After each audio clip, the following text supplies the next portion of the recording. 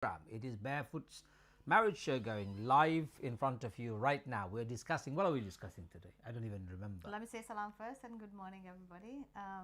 We are back after a bit of a break from renovation. So we are talking about the fear of marriage today. Yes, and we're not, we were here last week. Last week we were here, and then now we are hoping that we will be here more consistently. Do people like our new setup? I don't know. I think we had good feedback. So let us know what you think of the. We are not sitting on a high chair. We are sitting on a sofa, and I don't know how long that sofa sitting would be lasting. I know. We'll probably have to move it. But welcome to the show. Welcome to the conversation. I'm going to have to bring my laptop in front because I can't see otherwise. So worried that it's going to fall out. Yeah, it will be all right, inshallah. Ladies and gentlemen, part of the screen you can see my laptop. In fact, I'm going to put it on my lap. Technicalities. As laptop is supposed to be on your lap. That's what it's called, right? I know. It's not called desktop, it's called laptop. So we are here, we are talking about marriage, relationships. We want to bring conversations. So we always love to hear your voice, your questions, your comments. Share with us where you are, what you are doing in your relationship, what works, what doesn't work. We try to bring various topics, different interesting topics, different conversations each week. Today we thought, it came out from our conversation last week, didn't it, that there are a lot of us who are actually scared of marriage, either before or sometimes even during. We had an interesting conversation last week that women were scary for their husbands. I haven't heard any husband being scary for their wives. No, last week, you remember all the ladies who were saying, oh, my husband is really terrified of me. No, I'm talking about the other way around. I've not heard a husband being scary to the wife. Oh, okay. Well, maybe they didn't say anything since last week. So we thought we'd talk about fear of marriage because it's a really important topic, both for people who are single and both for people who are in a relationship. So please do share this video with anyone that you might find that they find it useful to talk about. If you know anyone who is terrified of getting married, doesn't know what to do with marriage, or doesn't know how to approach marriage as a whole, I think there is something interesting going on in our community about this. Some people may be thinking these people are sitting too close to one another. Well, we're supposed to, aren't we? We're married. We get this all the time. Nearly 20 years. Alhamdulillah. Okay, ladies and gentlemen, one of the reasons why people are very scared of marriage, according to my book, 10 Steps to Getting Married. Let's just talk about this before. Were you scared before you got married to me? Hold on, let me just get my thought out of the way. A person with the ability to materially be responsible and a person who is physically and emotionally capable. Think about it. Somebody who is materially responsible and emotionally and physically capable are the only people who should get married. Right. That would scare a lot of people. So, ladies and gentlemen, one of the reasons why a lot of people are very scared of getting married is because of what I have just said.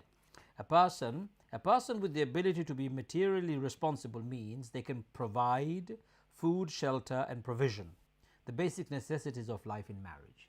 By the way, that is the responsibility of a man. No matter how modern we become and how advanced we think we have become or how the society has changed, Quranic paradigm will never change. Quran says men will remain responsible for providing food, shelter, clothing to their wife and their children. So if that's the case, a lot of men are very scared. And we know this from a lot of communities where they report that they are terrified of getting into a relationship because they have massive amounts of requirements on them in terms of paying the mahar, in terms of running the kind of wedding that the wife's family wants, and they would rather not get married because it's just too much to handle, too much responsibility. So it's one of the questions that we want to talk about. How is our community dealing with this aspect of fear of marriage? Are we feeding fear into people when it comes to marriage? Are we putting up high expectations for them? And also people's responsibility fear scares them off. And secondly, I have also written here, and a person who has the physical and emotional capability to form an intimate relationship, including intimate sexual relationship with the opposite gender. Now, emotional capability is to be able to express your emotion, to be able to recognize emotions, to be able to manage them. It's called emotional intelligence. And of course, physical capability to be able to offer intimate relationship with the opposite which is your wife or your husband. And if you're scared of all of that, marriage could be a daunting task. I can already see lots of your friends have already written. Assalamu alaikum, everybody. Ruzi Bibi says Assalamu alaikum. Aisha Begum says Assalamu alaikum. Safina Chowdhury says Assalamu alaikum. Ruzi Bibi says, talking about marriage and providing, what do you do when your husband always shows that you are living on his charity? Well, get rid of your husband. No. I'm just joking. Ruzi Bibi, is your husband is always showing you that you're living off his charity, it's time to have a chat.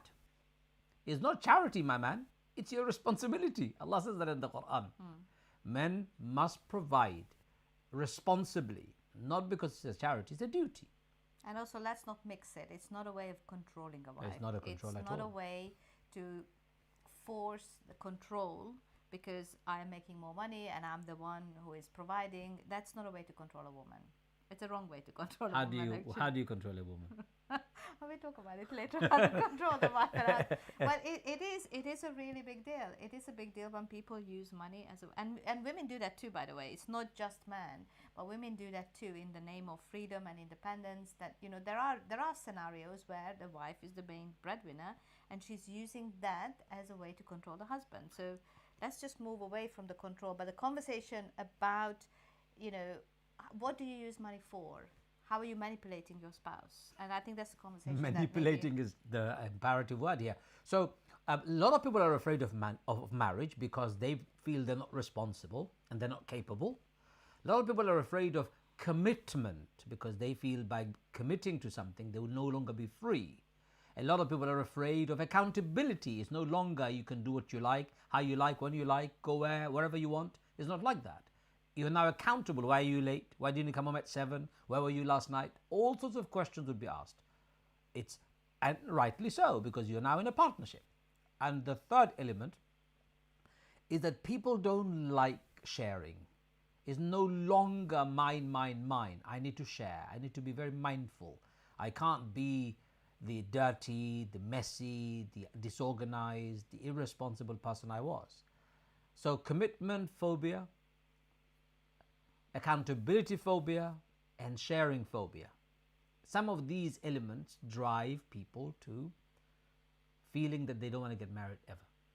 Or once you are married, you start feeling suffocated. Yes. Oh, I'm having to stand up for all these things. So what do I now do? Do I get a divorce? And that's the only way. So you literally, as a self-fulfilling prophecy, you ruin your marriage because you can't take responsibility for the things that you do or you don't do, or share or you don't share, or just don't know how to be in a relationship. I think we need to talk about something that I find very fascinating, actually, is we talk about intimacy all the time, but I don't mean physical intimacy. I mean emotional intimacy, the ability to connect with another human being. I don't think we talk about it enough. Let's make the topic of its own kind, because it's a very powerful topic to talk about how to create that emotional intimacy. But let's focus on the discussion today. Why are people afraid of marriage? Well, that's one of the things that people are terrified. I know a lot of single sisters, for example, we have a lot of stories that we hear from people. So that's, we have running jokes about, oh, let's just wait until you get married because you will know real life after you get married. And of course you know real life, but we have almost horror stories about relationships. So, people get this in their mind that marriage is so hard and it's so, it's a toxic place and I have to be very much on my toes and I have to make things happen. And they make their marriage that way by behaving and believing those things. Yes. Marriage doesn't have to be like that, ladies and gentlemen. You don't have to be scared of marriage. Marriage is about sharing. Sharing what? Your normal human self. You can't pretend. You can't put layers and layers of makeup or cover up to hide away your imperfection. You're imperfect. We all know that. We're all humans. We're all imperfect. You just have to see how you look when you go to sleep. When you're asleep, you look all over the place. You snore, you make all sorts of noise. That's the imperfection you have. And the person who is sleeping next to you gets to witness all of that. So forget about hiding, right? What joy. Forget about hiding. Forget about putting a facade, a makeup, or a layer of screens to cover. Forget about all of that. Marriage is about sharing your raw, natural self. Your good smell, your bad smell. Your good looks, your bad looks. Your good traits and your ugly traits, unfortunately. We need to work on our ugly traits because they're the characteristics that we can change. I can't change my face, but I can make it tidy. If I've got my beard all over the place, if I don't brush my teeth, that's not attractive. Yes, of course. That's not what I'm talking about. I'm talking about raw self, also responsible self. Marriage is about being prepared to share. And if you can't be bothered, and if you don't have the courage to share, then perhaps marriage is not for you. Is that unfair? No, I don't think it's unfair, but I don't think we understand in real terms what it means to share. I didn't understand it. I don't know if you did before you got married, because again, we have this notion that we have in our mind about how marriage should look like, what it should be. And I know a lot of people who come to us and they say, on the first day of my marriage, I knew it's not going to work. Yeah, they did. You know, people come to our room and they come to me as a client and they are going through divorce, for example, and they say, I knew on the day when I woke up, the first morning, that it's not going to work. And how did you know? What was it that made you? You see, some of the times you don't listen to your heart's plea. Before you signed on the dotted line, your heart must have said, don't get married, don't get married. But romance, maybe lust, maybe other external factors, conforming, your family wanted it, you were introduced to each other, it's too shameful to say no, I don't feel That's the right. biggest one, too shameful to say no. And you went ahead and got married to somebody despite the fact that your heart was saying don't, and you did. And guess what happens at the end? The very first moment you're together, from there on you start doubting your marriage. If you're doubting your marriage is doomed for failure. So, ladies and gentlemen, if you're afraid of marriage, we want to unpack it today. Let's read a few messages here. Halima Abdurrahman sends her love to us. Very nice. Salma Rahman says, Assalamu alaikum to both of you and everybody. Thank you. Jana Hal says, Assalamu alaikum wa rahmatullahi wa barakatuh. Good morning, lovely to see you. Jana. She's your fan, really. Not mine. Is she? Yeah, she's lovely. Alhamdulillah. She's always around. Thank you, Jana. I have no idea who she is, but alhamdulillah. Salma Rahman says, so true. Sharing and being responsible and being open.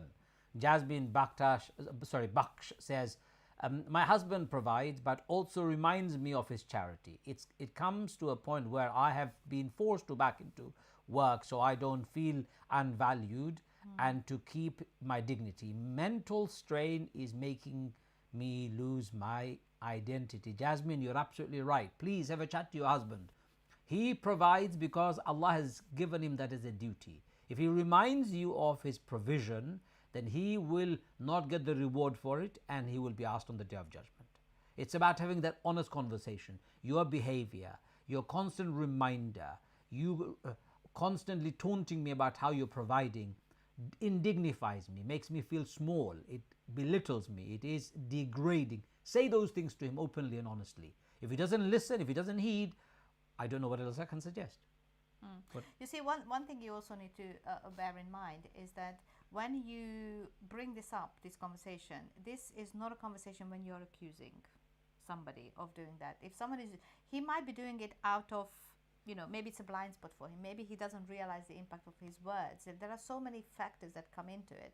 But what you try to do is, when we elevate our sense of self, it's not by pushing somebody else down. It's not kicking somebody off, like, you're worthless now and I have some worth. It's about how do you balance the two. And I always say to people that, Islam has given us the right to make the money that we want. And well, Abdurrahman bin Auf was calculating his wealth, one of the richest companions of the Prophet ever. He migrated from Mecca to Medina. He had nothing when he came to Medina. He went to the marketplace and he started his business again. Guess what happened to him? He became the richest man again. And if you calculate his wealth to modern standard, one of the economist friend of mine who is a professor at a university, an Islamic economist as well, he said to me, it comes to 980 billion US dollars to modern time. That's putting together top 5 richest people on this earth, their accumulated wealth. Abdurrahman bin Auf, one of the richest men to have ever lived at the time of the Prophet, and even today, I believe. Nevertheless, he was a good, devout Muslim. You can be a rich person. You can accumulate as much wealth as you want. Wealth is not an issue. It's your attitude to wealth, how you dispose it, how you spend it, and how you spend it on your families. And if you spend it on your family by degrading them, by reminding them of your favors, of your worth, then there is a problem in your attitude, in your understanding of it. Maybe that's what compromises marriage in some people's eyes, that they don't want to be married and be in a shackle, in a confined space at the mercy of somebody else. Especially ladies, I can imagine feeling like this, because then their husband will provide, if they become mothers and they have children and they're looking after the children as homemakers full time, they're utterly dependent on their husband's financial contribution. And if the husband is going to be constantly deriding and mocking them, I can feel how awful it must be for a woman. And how many women come out of a relationship, they had enough with the husband, and when it comes to a divorce settlement, they seem like they are getting nothing because you haven't worked, you haven't contributed anything. And I always, I'm seeing a couple of people around this, and I just say, if you calculate all the times, all the hours, all the work that you have done, your husband won't be able to pay you back for the amount that you put into childcare, into all the things that you are doing. So I think it's one of those really important questions that for women in particular, we need to understand that and I am one of those people who always says, make sure that you know how to stand on your own feet. Absolutely. Because I remember when my father died, my mother was standing there and she had to look after herself. She had to, support herself without any financial support. My father didn't. But I also see a lot of women who come out of relationships or husbands die and they don't know what to do. Because without their children, they never really thought about what would happen if I have to look after myself. And this is in the way of empowering yourself to say, at least you can put food on the table. That's why before you get married, have that in your head. Yes, if I'm a woman, I'm going to be a mother, inshallah. I want to be a mother. If Allah blesses me with a child, I will, of course, be at home with my children if that's what we decide. I don't have a problem with that. Perhaps that's your decision. If that's your decision, then have that discussion before. What does it really mean to your husband? With your husband, have it a chat. What does it mean for me to be dependent on your earning? And don't be a vegetable as a result of that. In other words, have your own abilities to earn your own living at some stage. So many messages have come through. A1 Star says salam. Fatima Hamza says salam. Jasmine says, how can I get in touch with you to have some counseling? Very easy. info@barefootinstitute.com. info@barefootinstitute.com. We're both very busy providing counseling and coaching, both for relationship and many other aspects of your life, spiritual issues with your own self-esteem, your own future, etc., etc. You can get in touch with us. I also do teenagers counseling. I've been doing that for a while now. It's phenomenal how many children desperately need our help and support. So do get in touch, inshallah. Salma Rahman says, how to tackle it when the spouse claims them doing a job and providing for the whole family and helping around the house. They are doing more than their share and pressurizing their other half to do the same, even though they take care of the children in the house. It sounds like a power struggle, really. Big time. The description of what you are asking is about who holds power, who is doing more, comparing, sharing. There's a power comparison here, and I think that's the conversation that you need to have. It's about divide duties, responsibilities in a fair way, and divide who is taking responsibility for what and in what circumstances, and who is responsible for certain things for a certain period of time or extended period of time. These conversations have to happen over and over again. You need to renegotiate, you need to restructure, so your family actually remains a working unit. Salma has identified the problem. She calls it gaslighting. Yes, it is gaslighting. For example, if my wife comes to me and says to me, I am upset, and then she tells me why she's upset, and instead of listening to her, I turn around and say, I'm upset too. It's called gaslighting her feelings. I've literally lit her feeling, burnt it, and made it into ashes. If I had a problem, I should have raised it at my own time. If my spouse raises the problem, my duty is to listen, not gaslight it. Listen and not compare your pain and experiences with her or with him. So if I turn around and say to my wife, no, I have the same pain, that is not listening. You have to listen.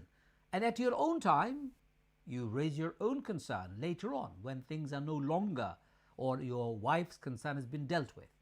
A lot of people are afraid of being gaslit in a relationship. They think their emotions will not be responded to, respected, honored.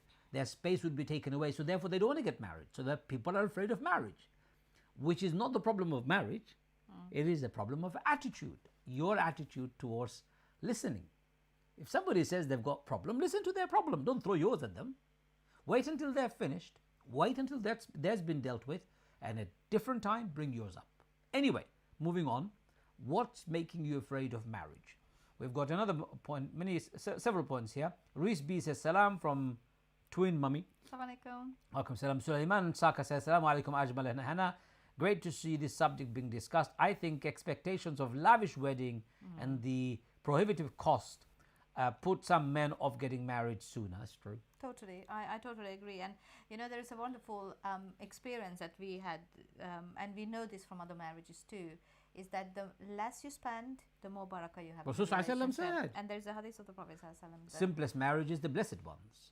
So absolutely, people, it's a bit like people focus so much on the decoration of the house, but their foundation is not there. Rotten. They don't have a house actually, but they're already decorating the £100,000 on a wedding hall and food and all the razzmatazz. Yeah, it's a big deal in our community because we know if you can afford, a wedding, the barakah is not going to continue by how much you spend on the wedding day. In fact, we shouldn't be doing that. A lot of our clients coming back with the big wedding clients are the ones Awful. who can't sustain the relationship. There's no barakah in it. I tell you, Rasul Sallallahu advice is very simple. If you make your marriages extravagant, according to his own saying, you will not receive barakah. Make your wedding simple. Our wedding was simple in my father's house. Rather too simple for you, I understand. Yeah, it was a bit too simple. But I really loved it because it was intimate, it was small, it didn't break anyone's back, there was no sweat over it. We just had a good time, relaxing time. There's no stress. I go to weddings and I do lots of nikah, I perform nikah. So I go to people's weddings and I see the lavish amount of money that's been spent on weddings. And what happened? Photographers and flowers and all those Videographers. things. They're getting drones, helicopters, limousines to carry them, all for one day of Hollywood, Bollywood style showcase piece. That's all, nothing else. It's called a riyah, showing off. And what happens to those who show off? They get destroyed, burnt very quickly. And alhamdulillah, one of the greatest benefit of COVID is that most of the weddings are happening simply. I've only attended nikah in the last 2 years when COVID restrictions have permitted me to attend in the simplest of forms, in the houses or in small marquees at the back garden. And I've been so delighted by seeing less expense, less razzmatazz, less trouble, less stress, and less backbiting and gossiping going on by the participants. People are afraid of this kind of absolutely prohibitive cost, really true. £100,000 on average, each wedding in the UK costs £45,000 to £50,000, just the wedding itself. What can you do with £50,000? So much more, my brothers and sisters. Why waste money? And I say to people very simply, all the people who wanted to come to a wedding just to show off their dress or their figure, why don't you just put the cash in an envelope and give it to the couple? Let them start a good life if that's what you want to do. Give them a gift, give them a gift. Why do you need to come to an event to give them a gift? People get upset if they don't get invited to a wedding. Why do you get upset if you don't get invited to a wedding? So what if you didn't get invited to a wedding? Stay at home and make dua for them. In fact, you know what? If it was up to me, I'll ban extravagant weddings. I'll ban them. And what's extravagant? Well, of course it is. No, what is the definition of it? Because of course, what is extravagant to us, humble, people who we don't have a lot of money, but what is extravagant for others? Okay, arriving at your wedding venue in a helicopter. No, I understand. That's stupid. I'm so sorry. I understand, but for some people that's a norm. How is I'm it not a norm? defending them. Yeah. I'm not defending them. Don't misunderstand me. I'm just saying that there has to be, and this is why our faith is so wonderful. Our faith says everything in measure. We have to measure, we have to calculate in moderation, and we don't have to go overboard. People get into debts by, you start off life by borrowing money. I had a client who said, my wife said to me, I'm paying my husband's credit card bill.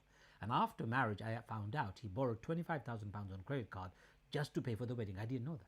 Yeah. Had I known this, I would not even have married him.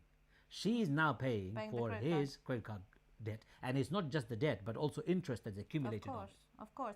So everything in moderation. Decide and go for the least financially taxing option. Because what you do with the rest of your life, it's real deeply affect how you live.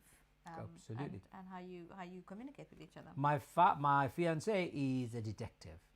I get asked a lot of questions. It's a red flag. He is a good Muslim, a good person, mashallah, but I always feel misunderstood and unable to explain. How do I gauge him before it's too late? No one wants to live a life of constant explanation and justification. Emma, I'm really sorry. What an interesting question. And I love this. Is it a red flag? Is it... No, but the first part is most important. Her husband is a detective. Fiance. Sorry, fiance. So she's asking, is it a red flag? She should say. No, she is getting red flag in her head because he's asking too many questions, too probing.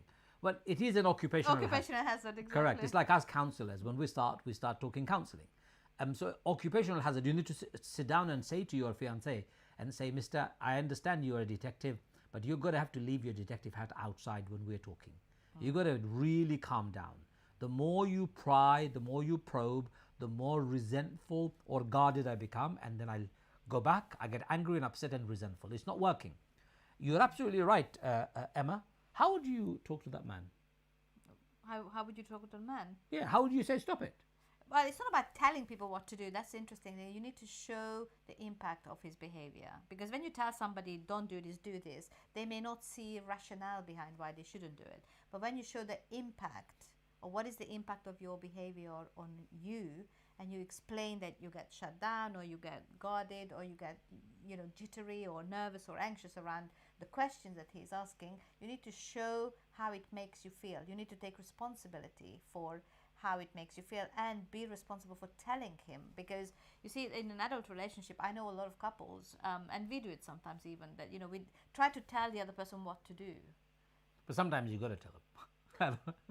Yes, but I also have to bear in mind that if I tell you what to do, you might turn around and say, no, I'm not going to do it. I get that, but you have to explain it. Just not tell me. It's not an order. So for this case, Emma's case, she needs to just say to her husband, look, there is an impact of his behavior. And if you continue like this, I will get more put off.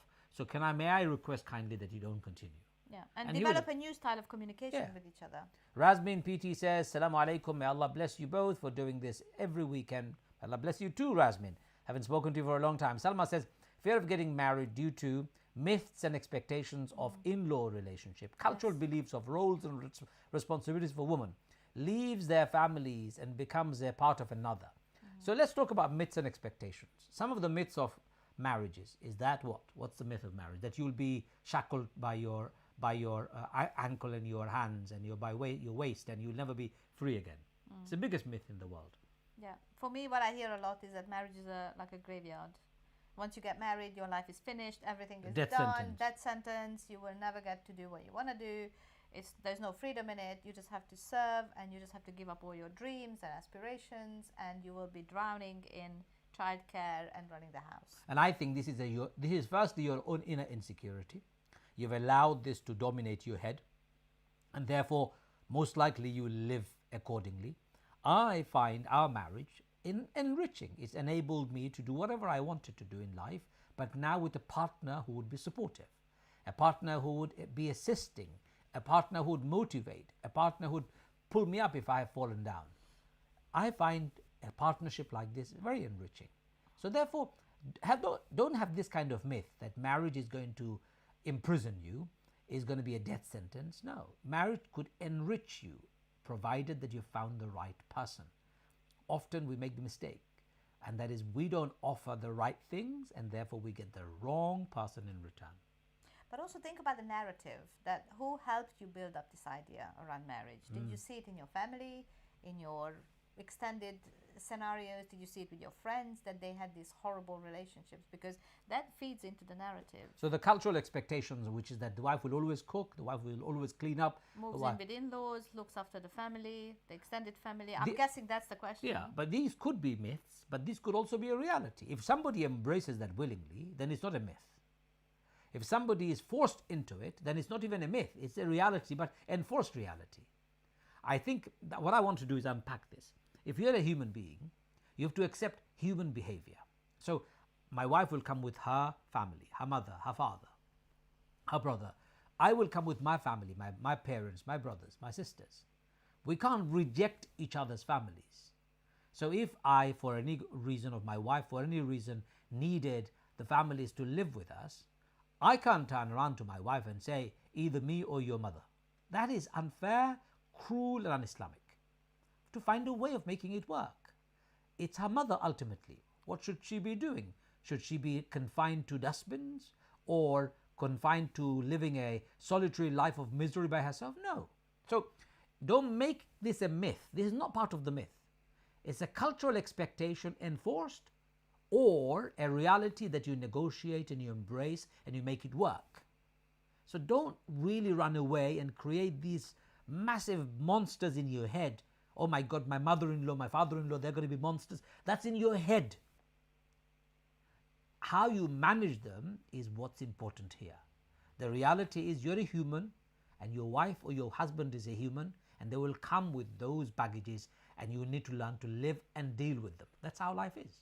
Well, the very interesting part of this conversation is that some women are agreeing to some conditions, and because they don't think about it, what is the implication, how are they going to deliver, and when they are doing it and living in the reality, they realize that, oh, actually I never wanted it, why did I agree? It's sometimes because they just wanted to get married, and this was I saw a young couple not long ago. They called me and they said, what do we do? My wife doesn't want to move in with my in-laws. And I said, with my parents.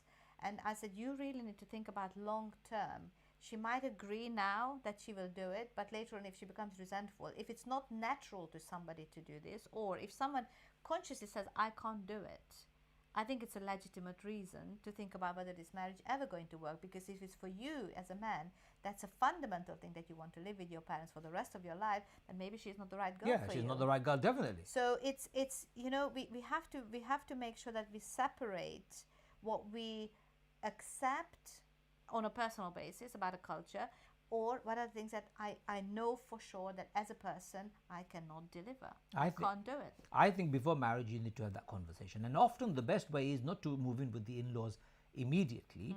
Have your own space, especially if your parents are young and capable. Build your own foundation of a marriage first, and then move in, or let them move in with you, because you've already built your relationship. Parents are young and you move in, is going to be a lot of trouble. I can see that. But again, I don't want to say black and white response to many complex issues. There could be disability in the family. There could be other issues that we don't know, mental health, physical health, and all sorts of other problems. So you need to be very careful about it. So don't be afraid, brothers and sisters. In-laws should not be outlaws. That in itself was a discussion we had. And in-laws or fear of your in-laws should not prevent you from getting married. Fear of high expectations, fear of money should not prevent you from getting married. You can actually change that. Salma Mahboob says something nice. 50K would give me a lovely deposit for a house. Yeah, true. And us too.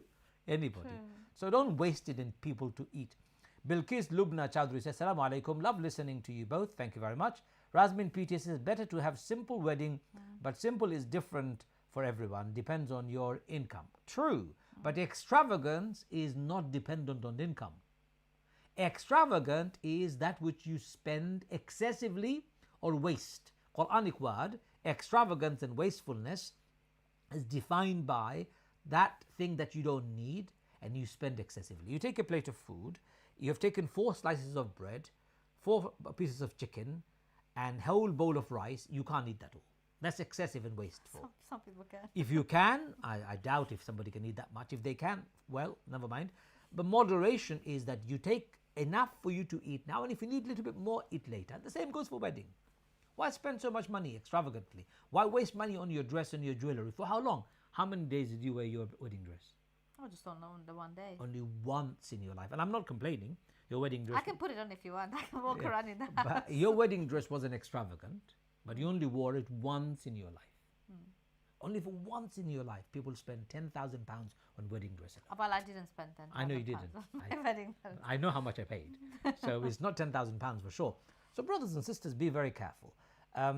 Yes, Rash, do you want to read this? Can you see it? Wedding costs are ridiculous at the moment. Extravagance is all the unnecessary things people do at weddings, and then the issue of wedding invites. People preach how it's a duty to attend when you have received an invite. So you then have to be in an environment that makes you uncomfortable. Weddings are becoming burdensome on so many levels now. Absolutely. And I think you continue. I love the way you put it. Show the effects of someone's action rather than the action itself being wrong. Changing our dialogues and the way in which we tackle problems. Taking practical steps. Absolutely. So yes, when something, and I think it's an issue that, you know, in our community is a big deal, that we don't talk enough about what it makes a marriage, a wedding, a Muslim wedding, because now we have and you know, 5 conditions. What are the 5 conditions? Number 1, consent. and approval. So there should be a proposal and acceptance. Number one, ijab and qabul is called. Number two, there should be two witnesses. Right. Number three, there should be a mahar. A man should give something of value to his wife for her to keep, unless she initiates a divorce or he initiates a divorce. If she initiates, she returns. If you initiate, then she keeps. Number four, it should be done in a public space. Right. People should know. And according to different schools of thought, a wali, a legal guardian, should be present in the case of a woman who has never been married, though it's not an obligation for everybody, but it's still there. 5 conditions. So out of those 5, the only one that is related to money Is mahar. And mahar does even not mahar, even mahar, people make a big deal out of this because they take it if the girl doesn't get enough, or they think it's a security against divorce. Yes, there's a demand that I want you to pay £10,000 or I want to pay £100,000. People get out of their way to please already, and they haven't been even married. I remember at a wedding ceremony itself, the father-in-law to be of the guy, the girl's father, insisted the guy gives £25,000 in mahar, otherwise marriage is cancelled. I had to sit in that room and negotiate and negotiate and negotiate and absolutely beg both the parties to back down and agree on a reasonable figure. So I asked the guy, how much do you earn? He said, I earn £60,000 a year. I said, tell me what's 10% of your 60,000 salary? He said, £6,000. I said, can you afford £6,000? He said, yes, I can. I said to the father-in-law, £6,000 is what he can afford, 10% of his annual salary. So the father-in-law said, why did you say 10%? I said, just a random figure that came to my head. I thought that's fair. He goes, how about 20%? I said, he can't afford 20%. He can only afford 10%. They negotiated and they settled at £7,500. Ladies and gentlemen, it's humiliating to discuss it like that. Discuss it before. Actually, it should be the girl who should be making that conversation with her husband to be. In the time of Rasulullah, a man proposed a marriage to a woman. She said, how much mahar are you going to give me? Literally, how much mahar are you going to give me? So he said, I don't have anything. She said, then I don't want to marry you. There's another story where a man said, I only can teach you the Quran. The companion of the Prophet ﷺ, the female said, yes, go ahead, you teach me the Quran, that is enough. Another woman, she said, you don't have anything to give, I don't need your money. I don't need your money, I just want you to marry you. There are lots of varied models by which mahar has been dedicated. When Ali was getting married to Rasul's wife Fatima, Ali did not have anything. Prophet ﷺ told Ali to go and sell his shield, battle shield, in the market. He went and sold the shield, and Prophet ﷺ divided up that money. Part of it was made into a mahar for Fatima, part of it was used for his own provision, and part of it was used for feeding the guest. So there is not one model for mahar. It has to be reasonable, it has to be fair, and it has to be proportionate to the earning. So if I'm earning £100,000 a year, and if I say to you I'm going to give you £100 in mahar, that's an insult. How is that fair? Be fair to your earning capacity. Mahar is something that you give where you feel the pinch. You feel the pinch. If you lose it, you'll remember it. Both the parties, because the wife keeps it. Of course, if you initiate the divorce, she keeps it. If she initiates the divorce, she returns it. So both the parties will lose. But we also have to move away from the mindset is that the amount of mahar is the amount of respect you get. Yeah. I think that's a really capitalist way of looking at things. You are not selling your daughter, or you are not going into a financial transaction in that sense. There has to be respect in money. In conversations we have about money, there has to be respect for the human being. It's a mindset that mahar, you are saying, is not the value of human. It's not the value of a human. And I know a lot of people say this, because you are showing your respect. I don't think it's about that kind of a respect, that I'm paying, the more I pay, the more I respect. Actually, we know a lot of this, that the more people pay, they don't actually have respect for the human being. Because they think they can buy love. Exactly. They think they can purchase, they can purchase a ring or whatever else in the shop. So we have to move away from this mindset. If someone comes to you and says, oh, I've got a lot of money and my family is going to pay, I know it's very flattering, but think about it, there will be implications. Of course. There are always implications. And the biggest implication is shaitan. Yes. It loves the smell of money, materialism in it. As soon as you take away the spirituality from the essence of your marriage, shaitan replaces it with what? Lots and lots of material. And the more you worship material, the less contentment you find inside your soul. Simplicity is beautiful. Small is beautiful. It's an economic theory, by the way. Small is beautiful. It's a book as well. Let's read some of those messages. Ruzi Bibi says, my husband is not a type of man who will listen. He's a practicing lawyer from back home, and it seems like talking to him is like whining or losing. Winning or losing. So winning or losing. He is very difficult. He makes me feel like he plays mental games with me. Ruzi Bibi, I'm really sorry. I want to talk about it more, but obviously this is a specific case. We can't really be addressing this case unless we hear his side of the story. There is always two sides of the story. So if you need help and support, get in touch with us, info@barefootinstitute.com, and you can book in a session just to discuss with us what to do. You might need a mediator somewhere, someone in between, because he needs to see what he's doing, and then you need to be heard as well. Absolutely. So we can't discuss that in details because his side of the story is not being told. We hear what you're saying and we respect it, we sympathize with you, but we need to hear the other side. Sulaiman Saka says, have a look at Islamic finance guru on YouTube video called Muslim Marriage. A 1.5 billion black hole. Very eye-opening. Very eye-opening. Is it Sulaiman we know? Yes, our Sulaiman. He's a dentist, alhamdulillah. Yes. He's happily married, and I see him every other week actually. He joins me on a Zoom program. Ladies and gentlemen, it is a terrible state of the ummah that we have made marriage into a scary boogeyman. Marriage should be I love easy. that word, boogeyman. Marriage should be easy, right? Simple, easy. And divorce should be harder. But now we've made divorce very easy, marriage very difficult. We've reversed it. And therefore, the barakah has been also reversed. It's gone. Yeah. More marriages are failing in divorce. More people are getting married, spending too much money and not lasting. And a lot of people are not even interested in getting married, saying, I don't want to get married. It's too scary. Who wants to get into a marriage where I lose everything? Well, brothers and sisters and ladies and gentlemen, that's not true. It doesn't have to be like that. You asked me a very interesting question. I didn't answer it. Was I scared of getting married before I got married to you? No, I was married before, remember? I know, but were you not scared? Obviously I know you were, but did you not have some sort of remnants of fear and phobias and she's going to turn into my ex-wife and she's going to give me the same hell? No, I don't compare people. I never compared you with anybody. I thought to myself, am I ready for marriage? That's what the only fear I had. At that time in my life, was I ready for marriage? And I realized, yes, I am. And I also thought to myself, I'm already 30 now. And if I don't get married soon, and if I don't have, I would love to have children. If I don't have any children, then I'll be too old to have children. So lots of issues that were going in my head. So I wasn't afraid. Were you afraid? No, never. You never thought of me being a monster? I hope I haven't become one. Oh, that's another discussion. No, I wasn't scared at all. I think I became scared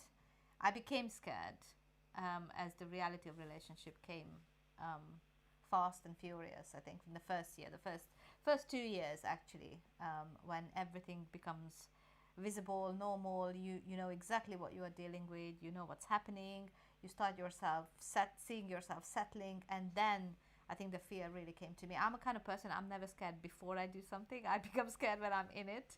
So a bit late. Yeah, I know, but it's my way of doing it. I would rather jump first and deal with it when I'm there. I'm not scared before. I had a really deep trust that you were the person I wanted to live with. Mashallah. So I trusted that intuition when I said yes. Alhamdulillah.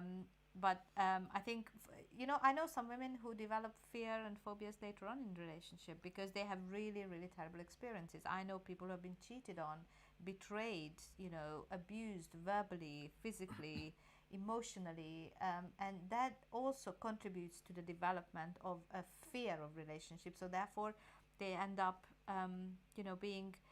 remaining in the relationship, but never really recovering fully and be themselves when it comes to happiness. They marry someone and they feel like their right to be happy is taken away. I know a lot of people complain about that. It's a varied experience for all of us.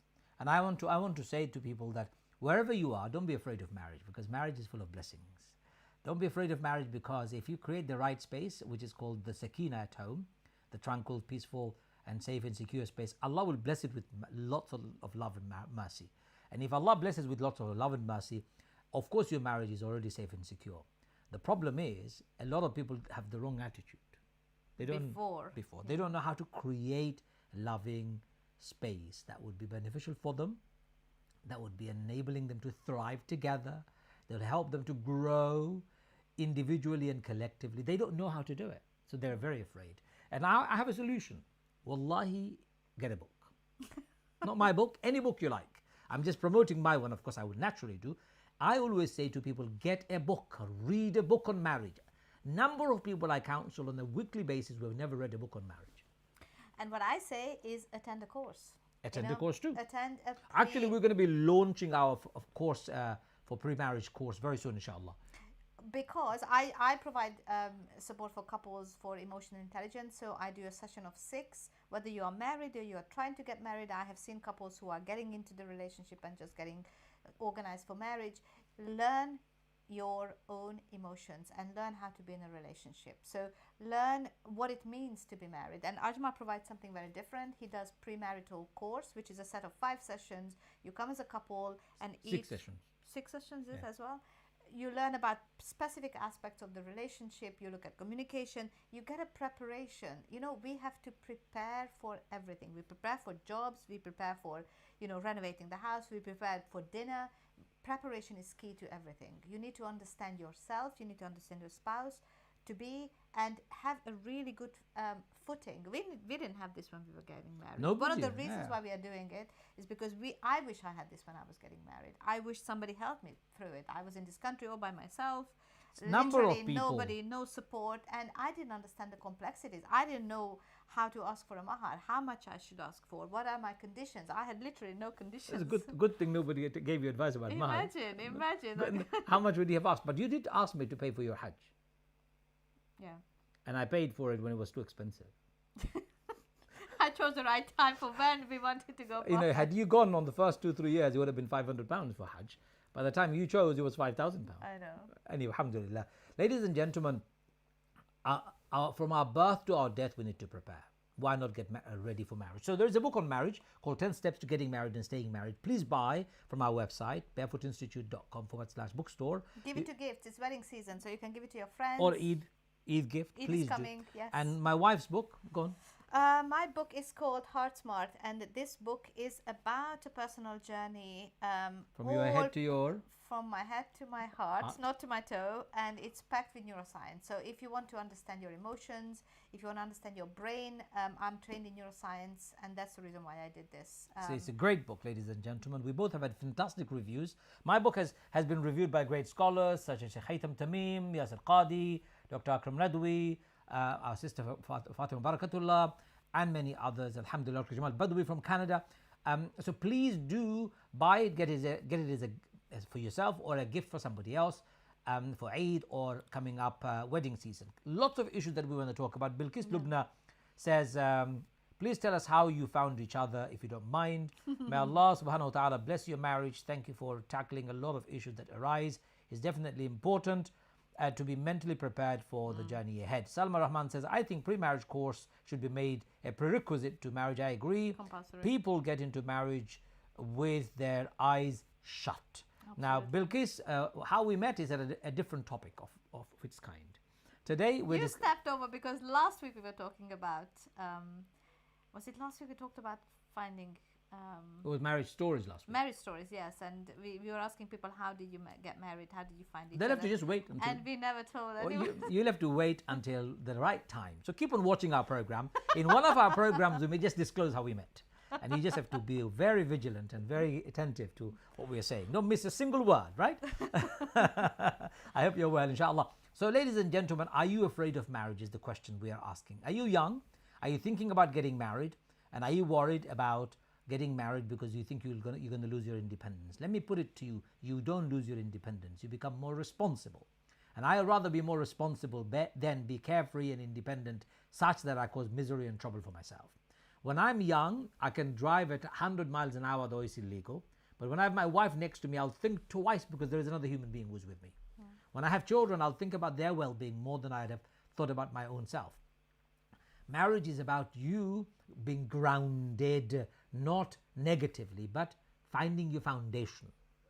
It's called, what's the English word? Yes, groundedness, to find your foundation, to be solid in life, to have purpose. Purposeful living is what marriage gives to you. Creates a stability within you, your mental, your physical, your emotional stability, subhanAllah. And it gives you a focus, a goal to set in life. And when you have a goal-centered lifestyle, you're more productive and you benefit and others benefit from you. What are you thinking about? I'm thinking about... I'm thinking about my battery. It's got 10% and we've got 8 minutes to go. I'm thinking about how we can help people to actually really trust this, that we live in a society where marriage is now really questioned as an institution. Left, right and center, people are making individual choices. We are pulled in all kind of different directions, and our young people really need to learn and appreciate the value of relationship and marriage. We have to think about, what do we do as a community? How are we supporting our young people to have trust and faith in their relationships? How do we model a good family setup so our children, because now our generation of people, our friends' generation, for example, now have the grown-up children who are looking to get married, and we have seen all sorts of directions. Some people are outright rejecting relationship or marriage because it's not for me. And we need to think about this as an institution, as a community. We are responsible for these behaviors. We are responsible for the messages we give out to our children, what they make of marriage, because we have modeled something to them. And as parents, if you keep on dissing marriage, I use the word dissing, which is a street language. If you keep on dismissing marriage, if you keep on denigrating marriage, if you keep on insulting the marriage as institute of misery, if you keep on making jokes about marriage as something that has imprisoned you, lost your sanity, then your children will learn to accept that as reality. Don't do that. Marriage is a wonderful space for people to grow. That's what you need to teach your children. So you are literally responsible for the future generations by how you live your marriage. Yeah. What you create in your relationship is your legacy towards the greater goal, the greater purpose of life. What is your message to the rest of the world about marriage? You suffering in silence is going to do a disservice, because you are teaching something to your children that it's normal. They will think that suffering is a normal part of a relationship. So you have to break that chain. They associate that, isn't it? Yeah, there's an association. If there is unhappy, I just get along with my husband, but we are not really happy, we are not doing much, just think about this, how your children are going to approach the whole topic of marriage, because they pick up the behavior, the mindset, and they will create exactly the same relationship unless you break the chain. Unless you say to yourself, I'm going to take responsibility for my happiness, and I'm going to fix my relationship because it has an impact on my children. Absolutely. And this is what we want to talk about, ladies and gentlemen. Don't be afraid of getting married. Marriage is not to be afraid of. It should be taken and embraced. We need to finish our program in the next few minutes. There's one more. Jana says, may Allah bless you both for this great topic. Lots of valuable advice, much needed by our ummah, this guidance and reminder. Alhamdulillah, and thank you. Appreciate it. Salma Rahman says, I know lots of young people that do not want to get married and are happy with their lives.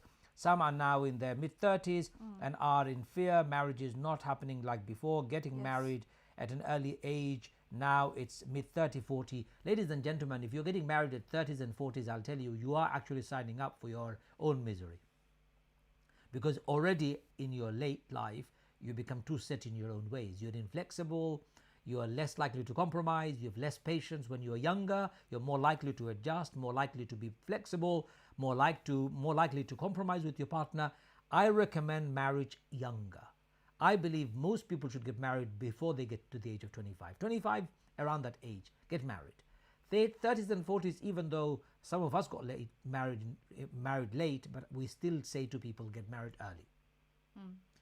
Do you want to say anything before we finish? Time to finish, inshallah. So let's wrap up. My message for today is to think about your own marriage and think about what message you are giving out to the rest of the world about relationships in general. Don't suffer in silence. Reach out if you need help and support. Share your ideas, share your learnings with each other, and create a better relationship, not just for yourself, but for your children too. Marriage is all about being capable and responsible. But that should not scare you. That should be a challenge that you set yourself to reach and achieve, inshallah. Marriage is a blessed institution by Allah's own mercy and decree. If you create it right, if you create the right space, Allah will fill it up with love and mercy. So cherish it. Don't delay it. Get married and don't run away from it. And families and friends can support you. inshallah. We are here to help you as well. barefootinstitute.com/bookstore for both of our books. Or go to the website and you can book counseling, book anything you want. You can book into our courses, inshallah. I'm running my Surah Yusuf course starting from July. There is a Peacemaker program that is going on. It's all available on our website, and we'll be launching our pre-marriage course very soon online as well. Inshallah, until next time, from myself and my good wife. Assalamu alaikum. See you next Sunday. Wa alaikum assalam wa rahmatullahi wa barakatuh.